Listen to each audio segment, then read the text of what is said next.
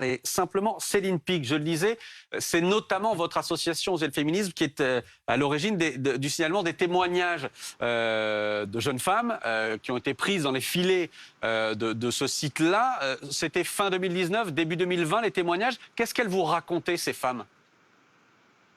Alors c'est extrêmement simple en fait, on s'est basé sur l'enquête de Robin D'Angelo notamment, en particulier une vidéo de Combini qui raconte avec un enregistrement à l'appui d'un des propriétaires de la société Ares, donc qui est la marque de Jackie et Michel, qui disait simplement qu'ils payaient des rabatteurs pour amener des femmes et les piéger. Et qu'est-ce que ça veut dire les piéger? Donc des rabatteurs, ça s'appelle des proxénètes, qui vont piéger ces femmes-là sur ces tournages et les contraindre à des pratiques qu'elles ne voulaient pas. Sans vouloir être trop cru à cette heure-ci de la soirée, ça veut dire de l'anal non consenti. Et donc une pénétration sexuelle sous la contrainte, ça s'appelle pénalement un viol. Donc on s'est simplement appuyé sur l'enquête de Robin D'Angelo qui est sur votre plateau et on a essayé de traduire en termes pénals ce que ça veut dire. Et qu'est-ce qu'on a vu en termes pénals de ces récits-là? On a vu des actes de viol, donc des viols, c'est-à-dire des pénétrations sexuelles sous contrainte et aussi des actes de proxénétisme. Et là, on est vraiment ravis que la justice nous donne raison et qui est cette garde à vue, sachant qu'un certain nombre de producteurs de Jackie et Michel et de Dorcel sont déjà, eux, mis en examen dans une autre affaire et dans laquelle on compte plus de 50 victimes, écoutez bien, qui montrent que c'est toute l'industrie pornographique qui est aujourd'hui mise en accusation. Ça part des acteurs, pour certains qui sont mis en examen pour viol, des producteurs, en particulier Pascal Opé et Mathieu Lauré, qui est le bras droit de Michel Piron chez Jackie et Michel, sont déjà mis en examen dans une autre affaire pour viol, proxénétisme aggravé et traite des êtres humains. Et aujourd'hui, cette garde à vue de Michel Piron, dont on se félicite et qui montre toute la chaîne qui est mise en cause et que c'est pour cette raison que nous, aujourd'hui, on appelle l'industrie pornographique une industrie proxénète et on veut simplement que l'état de droit, que les lois de la République s'appliquent également à cette industrie criminelle. Je vous redonne la parole dans un instant. On va écouter aussi dans une seconde le témoignage d'une actrice, une actrice française qui va nous parler du système et vous allez aussi nous raconter ce que vous avez vu en infiltrant ce milieu-là. Simplement, Guillaume Fabre, l'enquête ce soir. On a le patron, Michel Piron, qui est en garde à vue. Pourquoi? Oui, lui, il est en garde à vue. On lui reproche des faits de complicité. Alors complicité de quoi? De viol aggravé, de proxénétisme.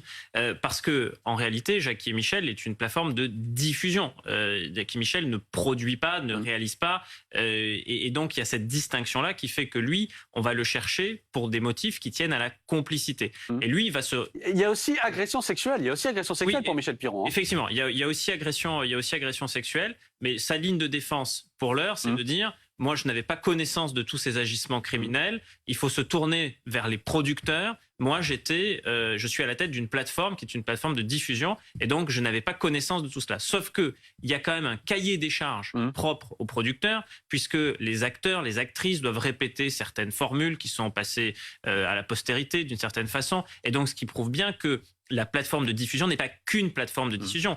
Qu'elle se mêle aussi de la production. Et donc, il y a un lien, et du fait qu'il y ait ce lien, se pose la question de jusqu'où savait Monsieur Piron et sa compagne. On va entendre Nikita Bellucci, qui est une des actrices françaises les plus connues, qui a eu affaire à Jackie et Michel. Elle a tourné pour eux il y a quelques années. Voici ce qu'elle dit. Pour elle, d'une certaine manière, il ne peut pas ne pas savoir ce qui se passait sur les tournages. Regardez. Donc moi, j'ai travaillé donc pour Jackie Michel en 2012, donc le caméraman est actuellement en prison pour le dossier French Bukkake. En fait, au final, tout le monde se rejoint un petit peu. Alors, je tiens à préciser une chose. Jackie Michel ne pouvait pas dire qu'il n'était pas au courant et se positionner qu'en simple diffuseur, car c'est bien sur leur site officiel qu'a été diffusée et exploitée la scène pour laquelle j'ai tourné. Exploitée sous le nom Nikita Bellucci, jeune et cervelé, dans un état second, abusé par telle et telle personne. Donc ils étaient au courant. Ce qui s'est passé, c'est que ce fameux caméraman, en marge d'un salon Aéropolis, a servi de l'alcool. Et une fois que tout le monde était un petit peu éméché, a allumé la caméra. En plein milieu de cette scène, ce fameux réalisateur a pratiqué un acte sexuel sur moi. Voilà. Donc, Jackie Michel ne peut absolument pas se défendre d'être un simple diffuseur. C'est pas vrai. La capture d'écran, où il y est écrit que j'ai été abusée par ces 2 personnes, je l'ai en ma possession. Mon avocat l'a vu. Donc voilà, on peut pas se cacher là-dessus. Le consentement ne s'obtient pas avec une bouteille d'alcool. Ça n'existe pas, que ce soit sur un lieu de tournage ou dans la vie privée. Robin D'Angelo, je le disais, ce témoignage, il est terrible. De Nikita Bellucci, il est absolument terrible. La justice est en train d'enquêter. Il y a 2 enquêtes, celle-ci et effectivement ce dont parlait Nikita Bellucci, French Bukake, qui est un autre dossier, mais effectivement, on a les mêmes acteurs un peu dans les mêmes dossiers, tous s'enchevêtrent. Vous avez infiltré ce milieu-là. Qu'avez-vous vu? Comment est-ce que vous résumez ce que vous avez vu? Le téléphone sonne, c'est pas grave. Désolé. Je parlerai pas d'infiltration, plus d'immersion, puisque quasiment sur tous les scènes où j'ai été présent, je me suis toujours présenté comme journaliste. Il y a qu'une fois où j'ai dû avoir recours à l'infiltration. Voilà, moi, ce que je retiens, ce qui me marque vraiment de cette expérience, c'est que finalement, il y a une normalisation des abus dans ce milieu liée finalement à la contrainte exercée par l'argent. L'achat de consentement, d'un consentement sexuel fait que ça normalise tout un tas d'abus. Alors, je vais vous donner un exemple très simple où je me suis retrouvé dans une situation en tant qu'observateur où un producteur avait négocié une scène dite anale avec une actrice la veille du tournage. Il avait vendu cette scène à son diffuseur. Simplement, le jour du tournage, l'actrice n'avait plus envie de la réaliser, ce qu'on peut totalement le comprendre. Alors, le producteur lui expliquait, ouais, mais écoute, moi, je suis désolé, j'ai vendu ma scène, il y a une transaction financière, c'est ton métier, tu dois le faire à partir du moment où t'es payé. Et il avait donné cet exemple, tu crois qu'une patineuse artistique, elle se foule jamais la cheville. Et finalement, à force d'insister, l'actrice avait fini par dire oui. Et après, en discutant avec elle effectivement, elle explique, ouais, mais le problème, c'est que je me suis engagé, je suis payé pour, et même si je n'ai pas ce désir, je dois le faire. Et donc, c'est ça qu'il faut comprendre, c'est que faut élargir cette question de l'abus, pas seulement au cas extrêmement sordide de confrontation d'actrices un peu à la dernière minute en leur imposant. Oui, où on leur ment. On dit va se passer ça et en réalité... Ça, c'est pas la norme de la pornographie. La norme de la pornographie, c'est plutôt ce que je viens d'écrire, où effectivement, à cause de la contrainte financière, des femmes peuvent réaliser des pratiques sans en avoir absolument le désir, et même parfois en essayant d'émettre leur refus et au fond, finalement, convaincre malgré tout. Céline Picq, on est au cœur du sujet là. Le consentement, Robin D'Angelo en parle dans son livre, le consentement... où on ne demande pas forcément, on ne dit pas forcément tout aux actrices, où il y a une pression évidemment par l'argent, on est au cœur du sujet. Oui, on est au cœur du sujet. D'abord, je voudrais exprimer toute mon empathie pour ce que vient de raconter Nikita Bellucci. C'est d'un point de vue pénal un viol. Voilà, il faut dire les choses telles qu'elles sont. Et vraiment, j'ai beaucoup d'empathie parce qu'on lutte aujourd'hui contre toutes les violences sexistes et sexuelles.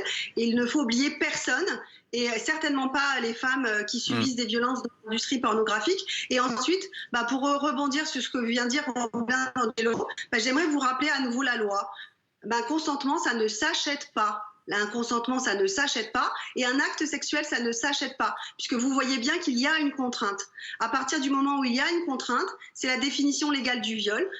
Le viol est une pénétration sexuelle obtenue par violence, menace, contrainte ou surprise, et on voit bien que là, le producteur exerce une contrainte. Donc en fait, l'intégralité de l'industrie pornographique est aujourd'hui dans une situation d'illégalité. Ça peut vous sembler dingue, mais c'est ce que va montrer le procès. Le procès va montrer que l'intégralité de la chaîne de l'industrie pornographique est dans l'illégalité, et on estime aujourd'hui que maintenant il va falloir que les pouvoirs publics réagissent, et on se trouve face à un mur. Si la justice aujourd'hui fait son travail, par contre on a un certain nombre d'acteurs institutionnels qui ne le font pas. On a fait nous des signalements sur des vidéos de viol à Pharos, qui est supposé nettoyer Internet contre des contenus illicites. Les contenus n'ont pas été retirés, et un certain nombre de victimes que nous accompagnons aujourd'hui plusieurs dizaines de victimes dans l'affaire du French Bukake, et les vidéos de leur viol sont encore en ligne.